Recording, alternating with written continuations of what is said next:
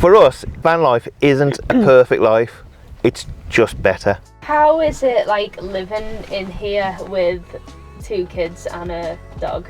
Well, we'll be totally truthful. Okay, so being in a small space, you live in a more simplistic life than what you were when you were in a house. Okay, so this is our home. We've lived in this now for 14 months. Come and take a look inside.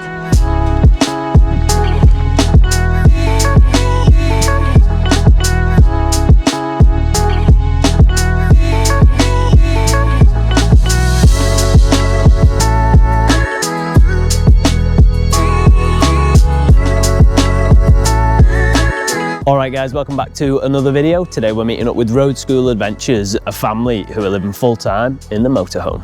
We get to hear why they've made the move and also get to see exactly how they make it work, living as a family in such a small space. And we hope that you enjoy the video. Let us know in the comments what you think, and if you like it and want to see more content like this, then make sure you're subscribed. Back to it. we're Road School Adventures. I'm Craig. I'm Lesley. And I'm James. And this is Isa. And we've got the Bella, the dog, as well. And this is the Beast. We've been doing road schooling now for just over 14 months, isn't it? Yeah. We're absolutely loving it. Yeah. It is a kind of whole change of life to what we had.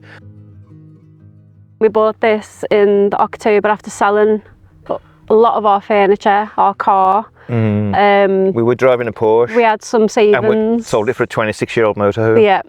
It wasn't quite what I expected to be moving into, but yeah, we've loved it ever since. It's been amazing. So life before road school and a full-time van life was, we lived in a 4-bed house. We both worked from home anyway. Lesley, we'd kind of turned the garage into a gym for Lesley because she's a personal trainer. I've got an online business, retail business. Both the kids were in private school, particularly for Isa, because she had a very, very difficult birth. We scrimped and saved. We're not a family from a background of a private school education at all, but we saw it as like an opportunity to put her in a small class, 13 kids, a teacher, a TA. She'll get special treatment, not special treatment, but she'll get more concentrated help. Yeah. And it didn't quite work out that way for us. It didn't work out like that at all, and it became really traumatic for us. So then we decided to take it out at the end of year 1, and then that's where the kind of idea of then living off grid came from. So I was working probably about 40-50 hours a week PTing, so she was at home and I was never getting to see her. Craig was working his business online, and we just felt like we were just working to pay bills and not really experiencing any kind of life or any kind of adventure that we really wanted to do. We really wanted to travel, but we just couldn't see how we were going to do it with my business, which was obviously a physical one, and all of the bills and the pressure and everything of being at home. So yeah, we decided then to just give it all up and move into the motorhome and just live off grid and have the life of freedom. The biggest driving force was kind of giving Isa the bigger opportunity than she was going to get, and she, mental health and everything like that was going to be a better position for her. Yeah. And it has turned out like that. The change in her has been, wow, immeasurable. So this is our home. The Beast. The Beast. So yeah, she's really, really old, but she has got us around, what, how many countries now? 12 countries? Different countries in 14 months. 14 months, even though we've had quite a few issues along the way. But nevertheless, this is where we live. Okay, so when we bought the Beast, got the guy down to £15,000. Then over the next 14 months, spent about £6,000 on repairs. But that's fine. But even still, less than what we would have paid for rent. Yeah. So it's the 6th birth. Alright guys, quick shout out to today's sponsor, 70mi, and their new 4K T800 dashcam. It's the world's first 3-channel dashcam with 4K front and rear recording, giving you crystal clear footage and full protection from every angle. If your van is a big part of your life, like ours, then you're going to want to know it's safe always. I wish that I had my T800 sooner. I had 2 people hit the back of my van in the last year, but with the T800 I would have had high quality, crystal clear evidence, which would have made my life much easier when dealing with insurance. The T800 isn't just one camera, it's 3. You get HDR recording from the front, rear and cabin simultaneously. So it's great in all scenarios, whether you're a van lifer or an Uber driver. It's all powered by Sony's Stratus 2 sensors, the gold standard in dash cams. The detail is razor sharp, even in low light, with My Colour Vivid Plus boosting colour and contrast, and Night Owl Vision keeping footage clear in total darkness. One of my biggest worries is leaving the van parked with all my belongings. I'm often in random spots and leaving the van out while hiking or adventuring, but the T800 removes that stress. Mine's wired with the 70 mAh battery pack for 24/7 smart parking surveillance, recording even when the engine's off, and the 4G connection gives live access and instant alerts. AI motion detection triggers if anyone approaches, recording 10 seconds before and 30 seconds after with buffered emergency recording. You can check the live feed, get notifications and even track the van's location from the app. It's like having eyes on the van at all times, which for me is essential. Smart battery voltage monitoring means it won't drain your starter battery, and it uses a supercapacitor instead of a regular battery, so it handles extreme heat or freezing cold. So if you want to upgrade your van's security and get true peace of mind, then the 70 mAh 4K T800 is the answer. The link will be down in the description below. And with that, thanks to 70 mAh for supporting this channel. Back to it. We've got the over bed cab, which is where our son sleeps. We've got the little dinette area which turns into a bed as well, which is where the little one sleeps, and then we've got the lounge area at the back, which is where we sleep. So up here we've got one of James's bedroom windows, which is just a little handle that you lift up and push out. We've got the old-fashioned wind down windows, which we do press a button to pretend that we are opening it. Oh no, very, very basic. So this is the kitchen window, which swings out, and then these are the vents for the fridge freezer. And that's where we've got the gas bottles. And we've got the tank for the diesel heated in there as well. Oh yeah. And then this is the habitation door. Takes us inside, which we'll show you in a little minute.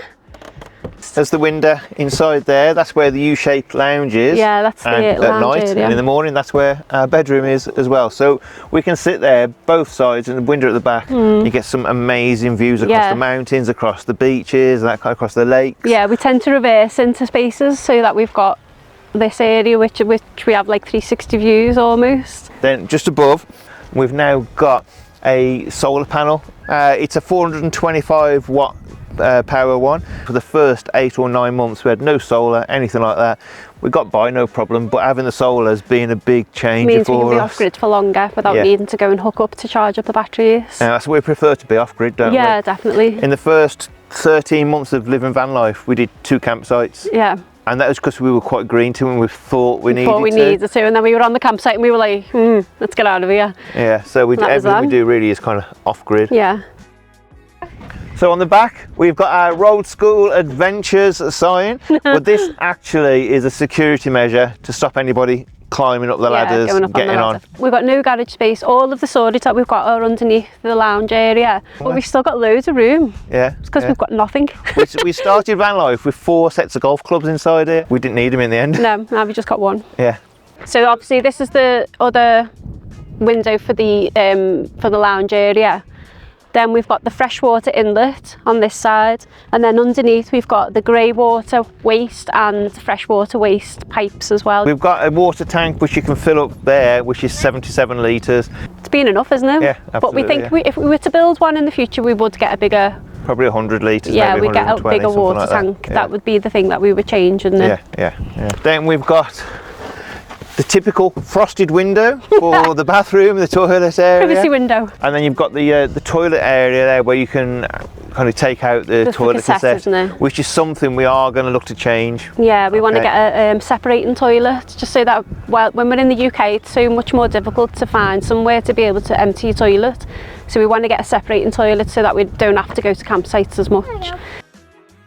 This is the window that goes over the dinette or Isa's bed, depending on what time of day we are. And I mean, they're good, aren't they? Because they open out like a full 90 degrees from this point, and there's so much air then that circulates around. We're happy with the 26-year-old motorhome.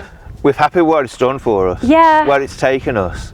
Do you know what? We've had friends who've bought brand new motorhomes and spent 120 grand on them and had loads of problems. So even though you buy something that's new, sort of off the shelf, so to speak, it doesn't mean that you're not going to have any problems with it. I think the biggest thing about buying an older motorhome is you can go out there and buy it cash. You haven't got to worry about the bills every month, especially if you're living full time. You haven't got to worry about, we need this much in this month just to stay in our home. Yeah. Just to stay on the road. We own it outright. There is no bill attached to it.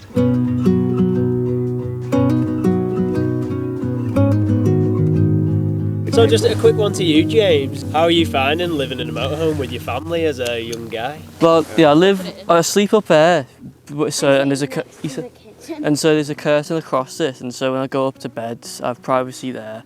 And at the campsite we're at right now, I can go walking off, doing what I want to do. I can go and play football, because there's a little football area.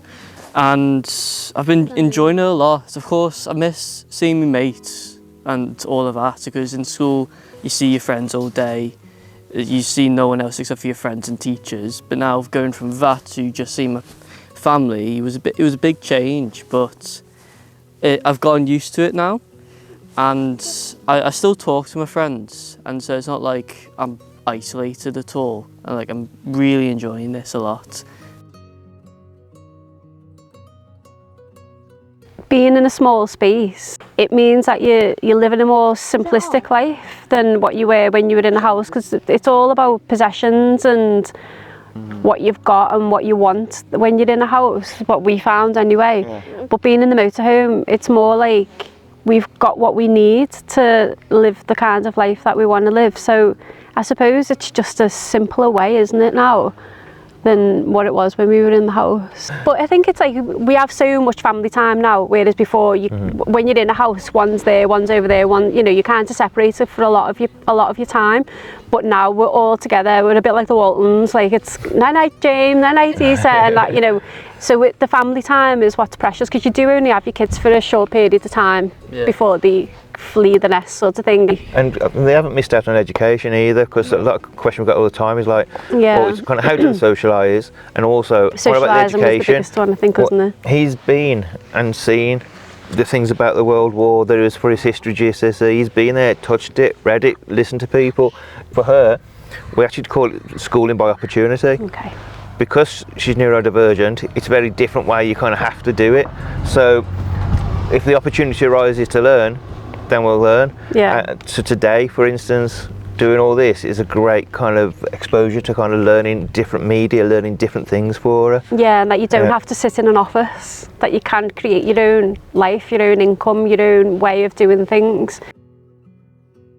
So when we moved into this, outwardly a lot of people said, wow, that's amazing, I wish we could do that. Well, you can. Yeah, like just... But most people probably thought we were crazy. We got called lots of different names. Yeah.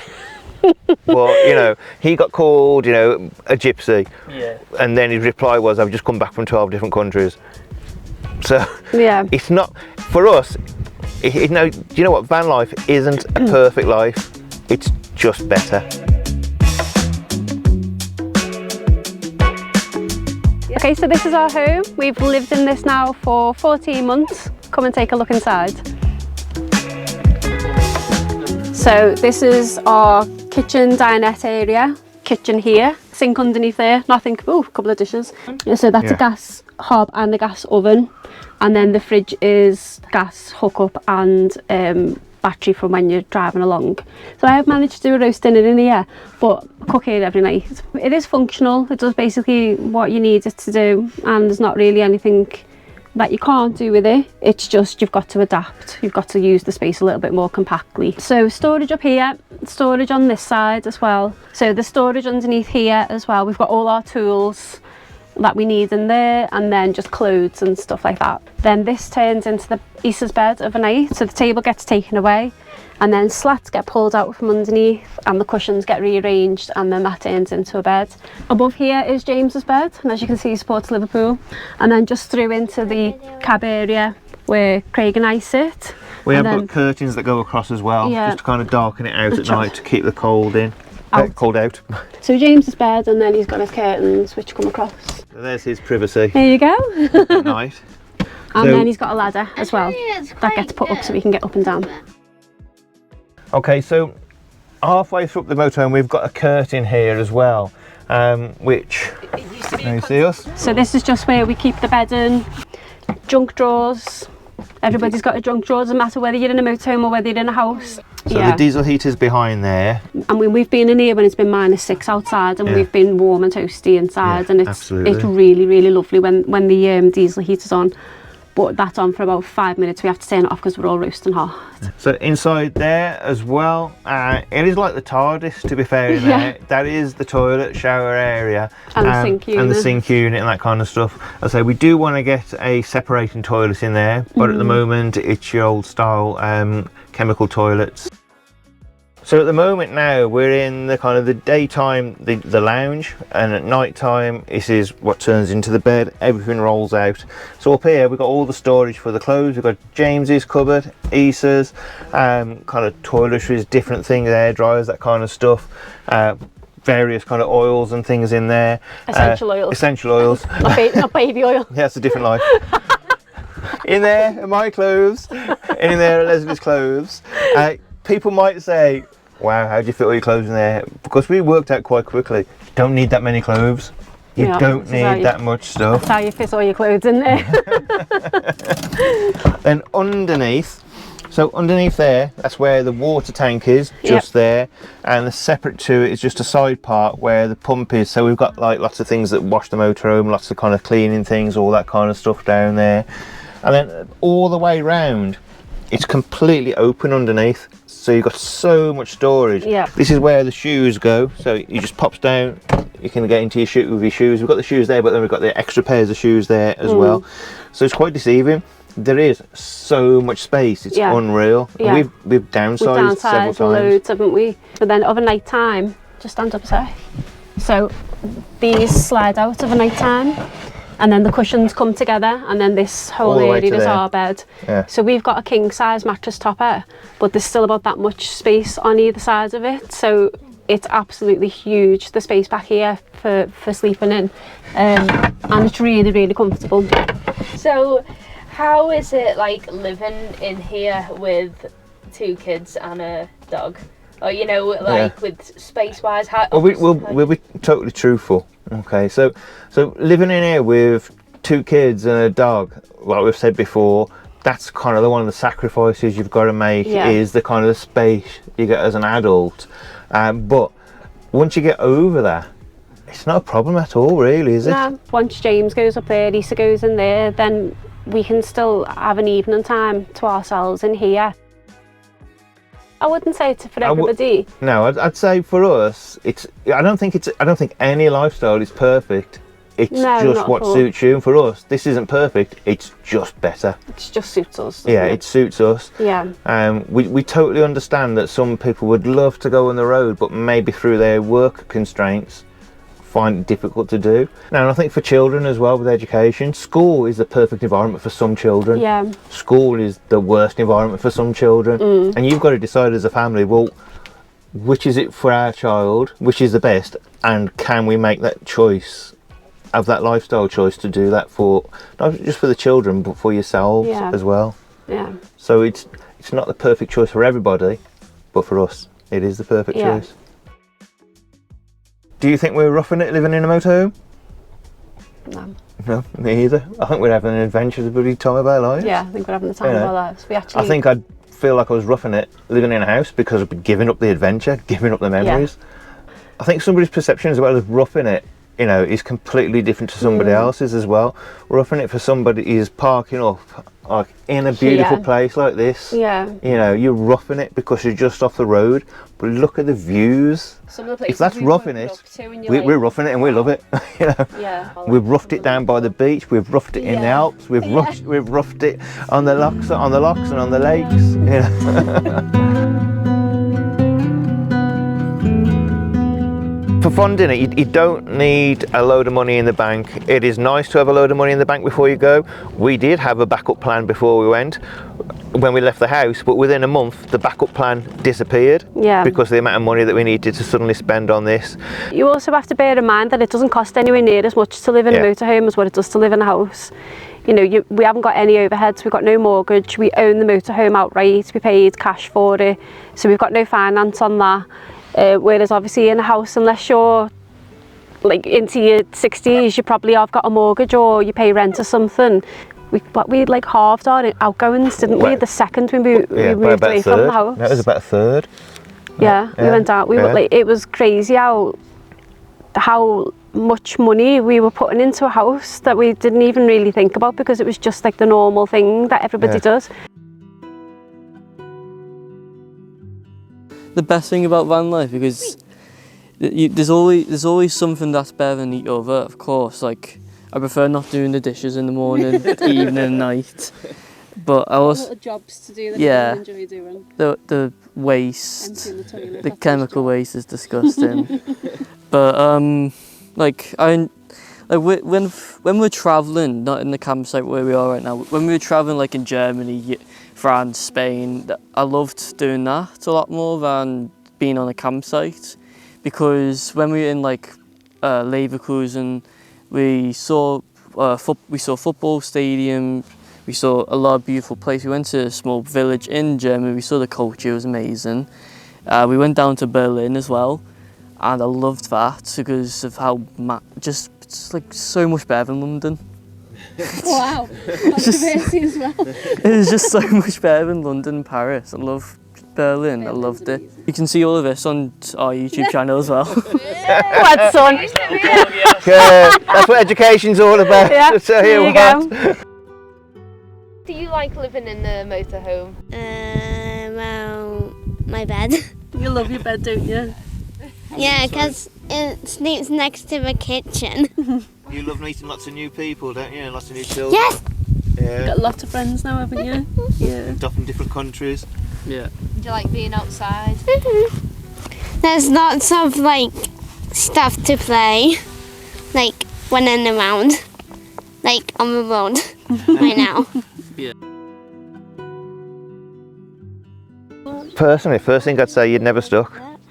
There's always a way out. Yeah. All right, it might not be society's idea of a way out, but kind of somebody said to me a long time ago, don't die wondering.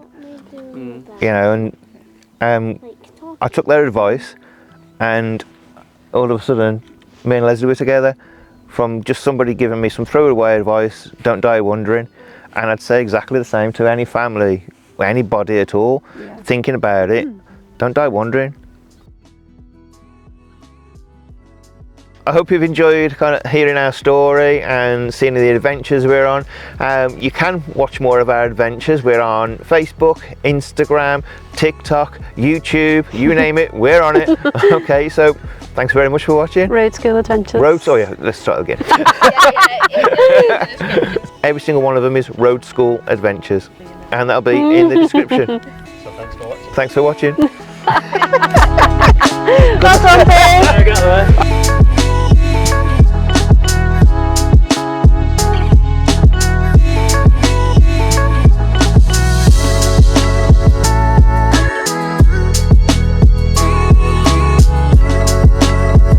Alright guys, thanks for tuning in there, and a big thanks to Road School Adventures for sharing the story with us and showing us around. Make sure to check them out on the socials, especially the YouTube channel. There's some great videos on there. All the links for that will be down below in the description. And we hope that you enjoyed the video. Let us know in the comments what you think, and if you want to see more content like this, then make sure you're subscribed. See you in the next one.